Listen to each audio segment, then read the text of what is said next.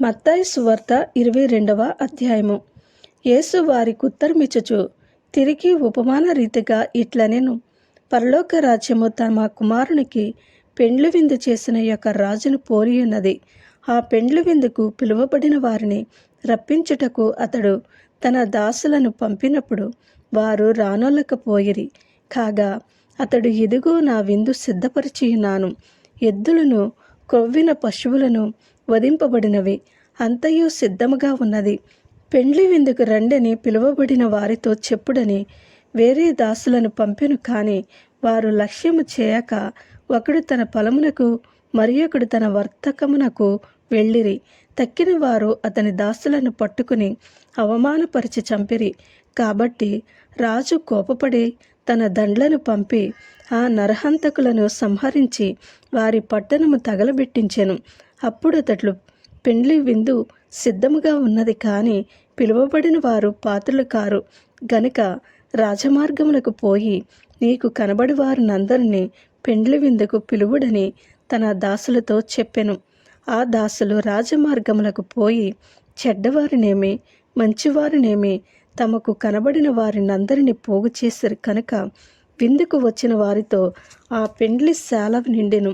రాజు కూర్చున్న వారిని చూడ లోపలికి వచ్చి అక్కడ పెండ్లి వస్త్రము ధరించుకొనని యొక్కని చూచి, స్నేహితుడా, పెండ్లి వస్త్రము లేక ఇక్కడికి ఎలాగూ వచ్చితివని అడగగా వాడు మౌనియుండెను. అంతటా రాజు, వీని కాళ్ళు చేతులు కట్టి వెలుపటి చీకటిలోనికి త్రోసివేయడి, అక్కడ ఏడ్పును పండ్లు కొరుకుటయు ఉండినని పరిచారకులతో చెప్పెను. కాగా పిలువబడిన వారు అనేకులు, ఏర్పరచబడిన వారు కొందరే అని చెప్పెను.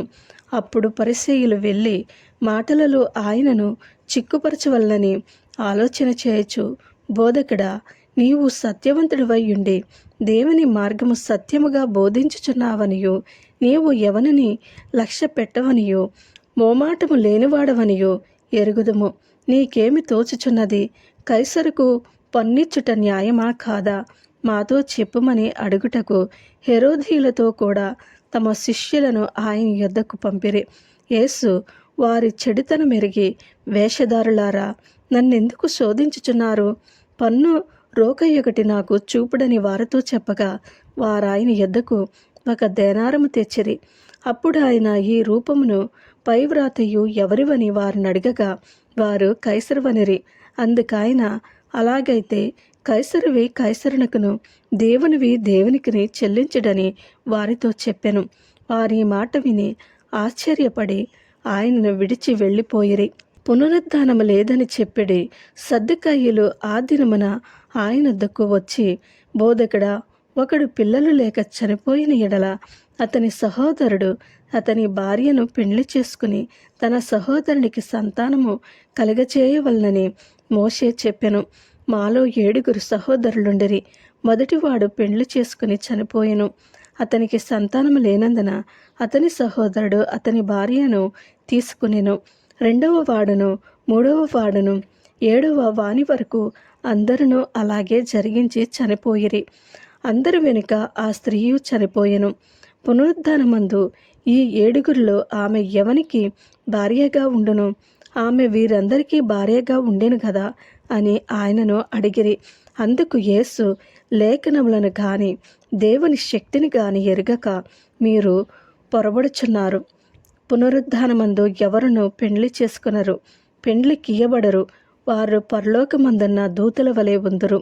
మృతుల పునరుద్ధానమును గూర్చి నేను అబ్రహాము దేవుడను, ఇస్సాకు దేవుడను, యాకోబు దేవుడనై ఉన్నానని దేవుడు మీతో చెప్పిన మాట మీరు చదవలేదా? ఆయన సజీవులకే దేవుడు గాని మృతులకు దేవుడు కాడని వారితో చెప్పెను. జనులది విని ఆయన బోధకు ఆశ్చర్యపడిరి. ఆయన సద్దూకయ్యుల నోరు మోయించెనని పరిసయ్యులు విని కూడి వచ్చిరి. వారిలో ఒక ధర్మశాస్త్రోపదేశకుడు ఆయనను శోధించుచు, బోధకుడా, ధర్మశాస్త్రములో ముఖ్యమైన ఆజ్ఞ ఏదని అడిగెను. అందుకాయన, నీ పూర్ణ హృదయముతోనూ, నీ పూర్ణ ఆత్మతోనూ, నీ పూర్ణ మనస్సుతోనూ నీ దేవుడైన ప్రభువును ప్రేమింపవలననిదియే ఇదే ముఖ్యమైనదియు మొదటిదియునైన ఆజ్ఞ. నిన్ను వలె నీ పొరుగువాని ప్రేమింపవలనను, రెండవ ఆజ్ఞయు దాని వంటిదే. ఈ 2 ఆజ్ఞలు ధర్మశాస్త్రమంతటికిని ప్రవక్తలకును ఆధారమై ఉన్నవని అతనితో చెప్పెను. ఒకప్పుడు పరిసయ్యులు కూడియుండగా యేసు వారిని చూచి, క్రీస్తును గూర్చి మీకేమి తోచుచున్నది? ఆయన ఎవని కుమారుడని అడిగెను. వారు ఆయన దావీదు కుమారుడని చెప్పిరి.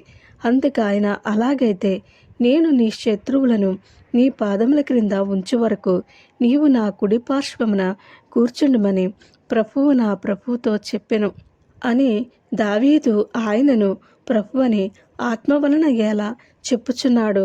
దావీదు ఆయనను ప్రభువని చెప్పిన ఎడల ఆయన ఎలాగూ అతనికి కుమారుడగునని వారినడగగా ఎవడునూ మారుమాట చెప్పలేకపోయెను. మరియు ఆ దినము నుండి ఎవడునూ ఆయనను ఒక ప్రశ్నయు అడగ తెగింపలేదు. ఆమేన్.